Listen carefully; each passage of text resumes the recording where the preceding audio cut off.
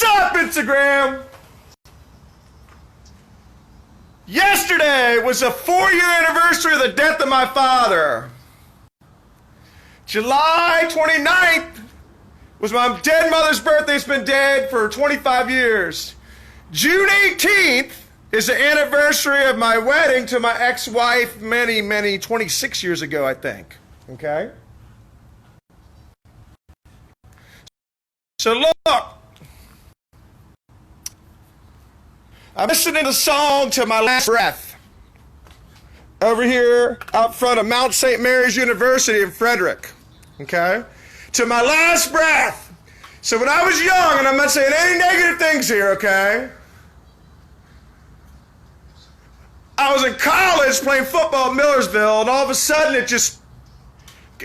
everything tore up. I had to go home. Go to Maryland University.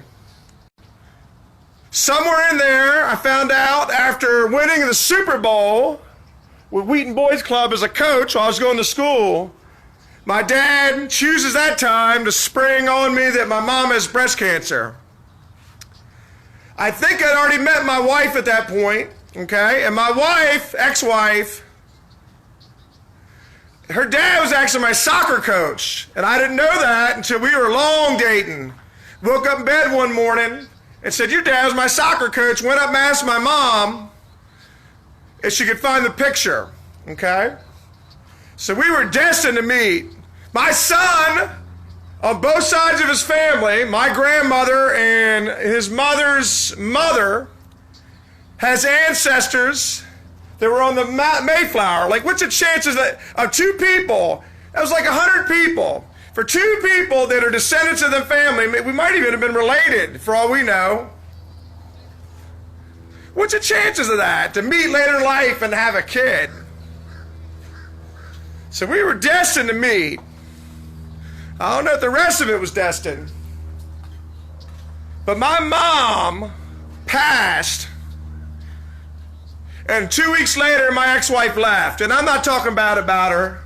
Okay, whatever. Everybody makes choices. She made a choice. It's the only time in my life I remember where I felt like driving down the road and jerking into a tree. I was probably 8% of the way towards doing it, but I thought about it, okay?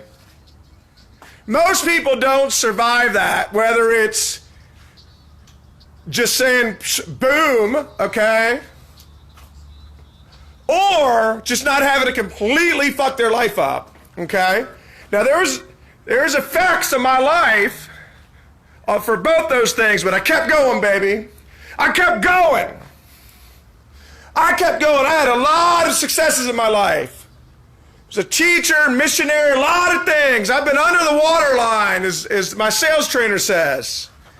Things that people didn't see, a lot of successes, a lot of things I did that nobody even knows about, okay? I just kept going.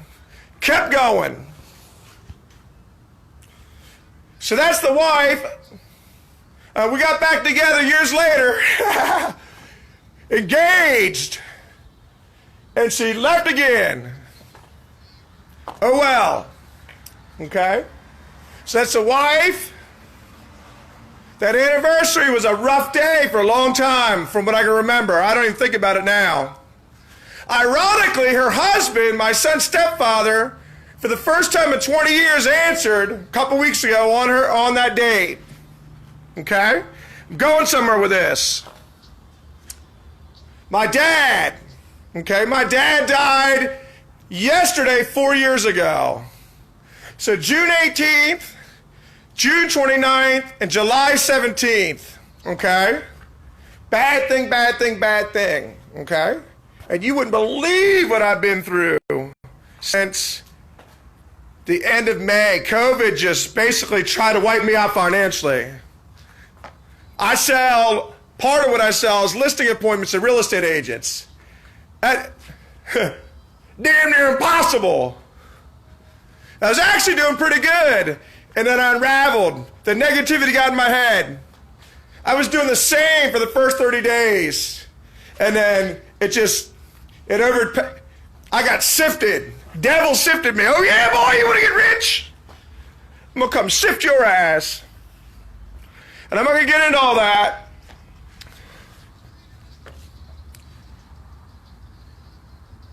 So here's what I learned from my mom. My mom taught me to be kind, just by example. Said this at my dad's funeral. Okay? Period. My dad taught me, and this is what I'm going to end with today. My dad taught me to be inexorable through example. Inexorable means, that's the name of my company. Inexorable means from point A to point B or die trying. Okay? Point A to point B or die trying. Muhammad Ali said, and the Joe Frazier threw a Manila fight, he thought he was going to die and he got up anyway. And he said he wasn't sure because they stopped it for Frazier in the 15th round. Ali said he didn't know if he was getting up off that stool. He'd have done it. He'd have got up. Inexorable. Ali was inexorable. Sugar Ray Leonard, even in the fight he lost, that I think he won anyway, against Roberto Duran, he decided to go try to out-punch the puncher. Inexorable. Didn't change. The whole fight, if you'd have changed, you'd have won. Went back to boxing. Inexorable. He put his head down. He put his head down. Saw the wall, tried to bull through it, and damn near did. Next big fight, Tommy Hearns. You're blowing it, kid. Y'all watching, you're blowing it, kid. And Sugar Ray said the only two fights he felt he really lost, other than when he got really old. He looked into the mirror and saw Ray Leonard.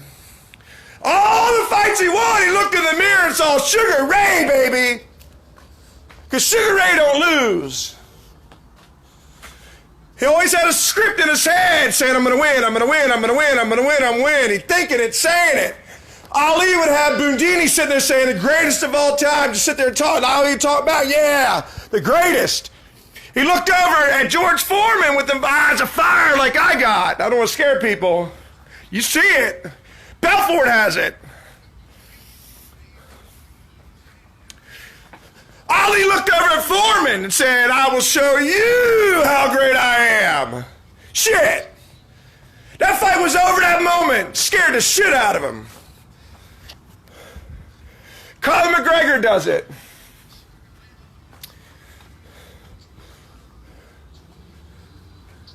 I was with my dad on his last day of life. I was there damn near to his last breath. Something happened, I don't remember what it was. And I went to get the nurse, and the nurse came and said I had to step out. When I stepped out, it was done, which is probably the mercy of God. But I was there, man, at least 60 seconds most. I remember that morning, I'm sitting out there, I'm like, man, he was supposed to die in one day. It's been like 4. And I hear, as clear as a bell, I'm out in the hall, I hear, Joe! I was like, what the hell? I know that voice. I know that voice. That's Senor. That's Mr. Inexorable. William Richard Whippersinger Sr., baby. That's that voice. Loud as a bell. He woke up basically from the dead. I was there that night, the night before. I thought he died a couple times. Just not much going on.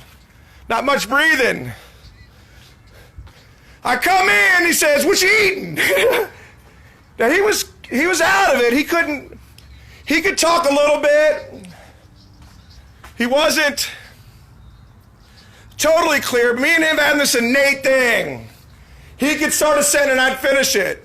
Or he'd say a word or a concept, something outrageously off the wall, and I'd be able to say what he was talking about. It was amazing. Same DNA. Ha! Shit! William Richard Whippersinger, Mr. Inexorable. Number one. Probably number two. My grandfather, William Wayne Wimpesinger. He was inexorable too.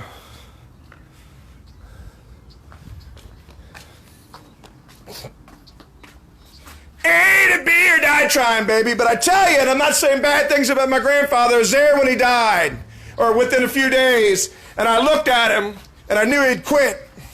I just could tell he quit, which is fine. It don't matter to me. Now, my dad is truly inexorable. Not too long before he fell asleep, and then I fell asleep, and then I got up. He said something about my mom, was asking me something, where she was. I said, oh, you're here. He was shocked. His last two thoughts were, where's my wife? His first wife. And you're the one here? He couldn't believe it. He was the only one there. And I'm not throwing anybody under the bus. He was shocked. And passed shortly thereafter. The whole time, any chance he got, because he was in and out for a couple days, and again, it should have been 24 hours. They took him off dialysis. Every night he'd wake up and say, let's go. Let's go. Where? Home. And I go out and ask him, because it wasn't my choice. Maryland law wasn't my choice. I go out and ask him. I'd push it. I probably should have pushed it harder. It's a semi-regret. I came damn close to putting him in the wheelchair and just taking his ass out of there. I was pretty sure they were going to arrest me anyway if I did it, so why bother, because he's going right back anyway, but I should have tried. I wasn't inexorable. I wasn't inexorable. If that happened today, buddy, they'd have to kill me, bud. They would have to kill me. They would have to kill me. I swear to you, they would have to kill me. I'm getting him, and I'm taking him to his house, and anybody got in my way, they'd have to kill me, buddy. I'm not preaching violence. I'm not touching nobody. I bet you nobody touched me, because if I'm inexorable on my way, on the right way, if I'm going the right way, the right vision, and if I'm on the right path, the right goals to get to that vision, and I'm on my way, and I'm going, and anybody gets in my way, I'm absolutely certain God will remove them. One way or the other, I didn't get to worry about it. That's how I can just say, I'm here now. I'm at point A. I'm at point A, and I'm going to B, which I'm getting ready to do right now. I got a wall in my business. I'm not going around it. I'm not going over it. I've hit a wall. I've hit a brick wall, because I'm about to elevate. Whenever you're ready to go to the next level, you hit a brick wall. And you either run through that fucking thing or you don't get nowhere. I've been here. I've been here. It's like you're on the 1-inch line and you got to get through the Chicago Bears 85 defense, baby. You ain't jumping on a pile, not sweeping around the end there. You got to go right through them motherfuckers. You go right through them motherfuckers and fuck them. And it might take 4 shots. Maybe you gotta go on defense and fucking sack the quarterback and make that bitch fumble. To get it back, to get 4 more shots. I don't know, man. I don't know what you gotta do. A, I'm going to B, or I'm gonna die fucking trying. I'm at A, I'm going to B. I'm not even telling you what it is. Or I'm going to die. Or I'm going to die, and I'm okay because I was a frontline missionary praying for people in the streets of China. They could have killed me. Should have killed me. I walked the streets of Southeast D.C. at night, baby. One guy got in my way. And I was passive back then. I think I'd have said, hey, man, you got to get out of my way. He basically did. Like today, he'd get 3 warnings, and then I would knock his ass out or run him over. I was handing out sandwiches to his community. He's a drug addict. He said, "You ain't walking that way, baby. Give me them sandwiches." I said, "You ain't getting these sandwiches. I made them myself. You can have 1. You can even maybe have 2, buddy, but you're not taking the sandwiches. They're not for you." 10 guys jumped him and beat him hospital bad 2 days later. Because I was going from A to B, no matter what, baby, or die trying. God intervened. They beat him on purpose. That's what he did.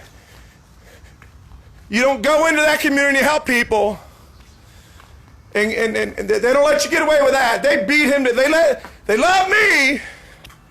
They beat him half to death. And I'm not glad. I don't like to see anybody suffer. I root for everybody. So very shortly before my dad, he rallied. A lot of people do it, not everybody. Kind of wound down. That's when you know the end's coming. I believe right before he asked about my mom, or it might have been right afterwards, he said, "Let's go." He hadn't given up the idea of going home. He hadn't given up that idea yet. He made up his mind. He was going to try to die at home. He was going to try to die at home or die trying, baby. And I think he finally, his body gave out, whatever happened. Because I don't think he gave up. And we said, "Let's go." He tried to stand up. He didn't have a leg. Well, his one leg was cut off. The other one looked like a dog ate it. He lived longer on, like, he lived 6 months longer than he should have. His liver almost failed. He had gangrene. Inexorable. But guess what? And there's good and there's bad. There's the bad stuff of it too. I experienced, my mom experienced. But I asked my aunt, my mom's sister, the other day. She knows how he was, the good and the bad. And he said himself, he didn't treat my mom right. He regretted it.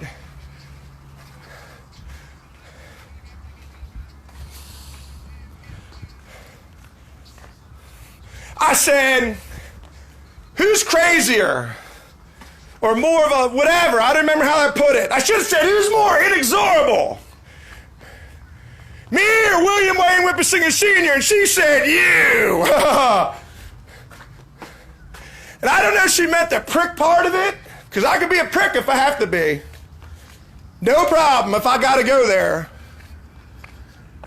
The good part of it, I think she pretty much meant the prick part of it, and I don't care. I know I'm a prick.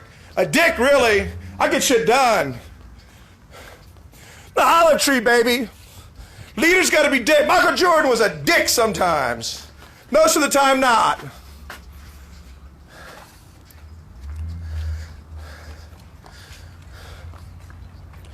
She said, I'm worse. I wasn't sure to that day. That mom, she would know. The only other one that would know would be my mom.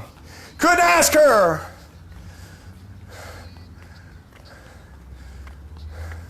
And I'm listening to the song to my last breath because it occurred to me, baby. I watch, and I'm going to end with this. Into the gray. That man wrecked. The wolves came after him, and right before he wrecked, his wife died, and he wanted to shoot himself. But his instinct, the animal, the beast mode kicked in. Survival instinct. Everybody dies but him. He finally sees the horizon, and then the alpha wolf staring him down. And it doesn't show the fight, but if you wait to the end, and he takes out what he's got, he knuckles up with some glass on his knuckles, and he starts reciting the poem his dad told him. Go into the fray this one last time. Live and die. Live and die, baby. Every day you're going to live, And every day you're going to die. It's just the way it is.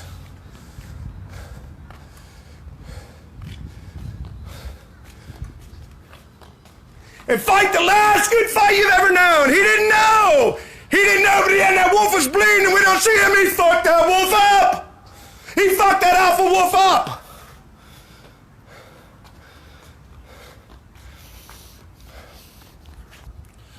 I'm not even excited yet. I haven't even listened to my music where I just scream at the top of my lungs. I've learned. Don't do that and then get on here, because the calls suck because all the energy went into this. But I tell you, I'm not even excited yet. But I've been excited. Oh, that's why I start on Saturdays. I used to start on Sunday, and I go from a standstill. I still got the remnant of the fucking energy from this week. It's not hard to muster it up. But it's a start. Yesterday finished my week. Or maybe this is the finish. I don't fucking know how to look at it.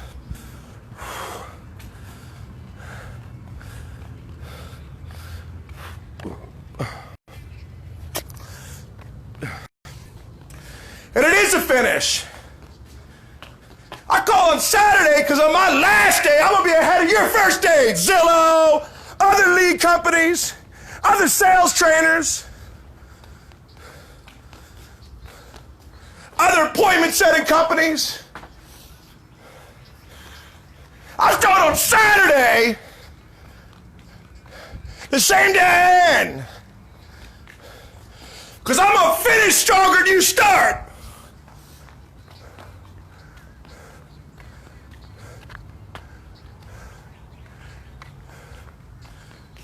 I'm finishing as a second I get off of here. Chapter A of my life's over. And I'm starting chapter B the second I push end. I'm going to go absolutely apeshit, get on that phone, I'm going to make some serious money today. I'm going to make serious money this week. And I will make $100 billion before I invest a dime. Minimal.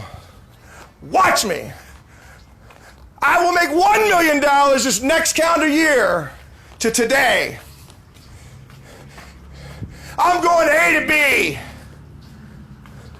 And here's what I learned, and I'm going to end with what my grandfather taught me.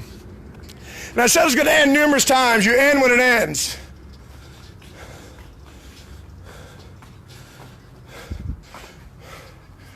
My grandfather looked at me after my mom died and my ex-wife left. He said, it'll look different in the morning. He didn't mean literally in the morning. He'd lived long enough. He was older than I am now. He just knew. His dad shot himself. Probably what he was referring to. He knew. He kept going. He didn't quit. He beat the shit out of every boss he ever had. Go read the biography.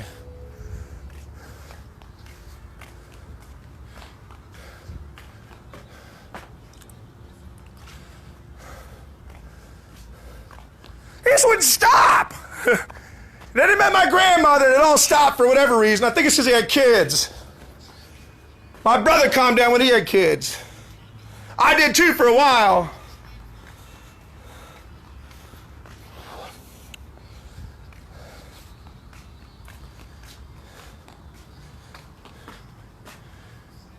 Every one of those days, my wedding anniversary, my mom's birthday, and then my dad's anniversary is his death. The next day, some great thing happened, and what did it teach me? There's always tomorrow, baby. There's always tomorrow. You only fail if you quit. You only fail if you quit.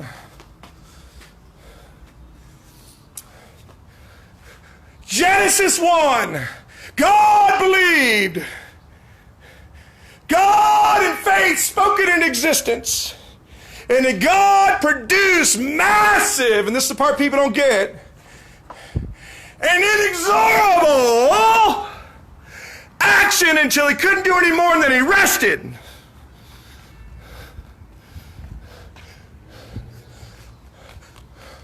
I believe I will make $100 billion before I ever invest a dime.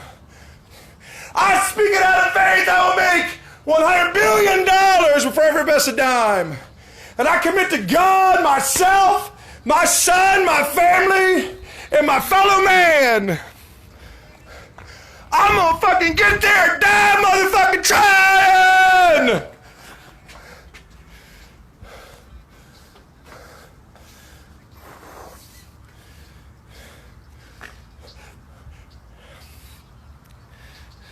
Here it is for William Richard Whippersinger. Let's fucking go, baby! Let's fucking go!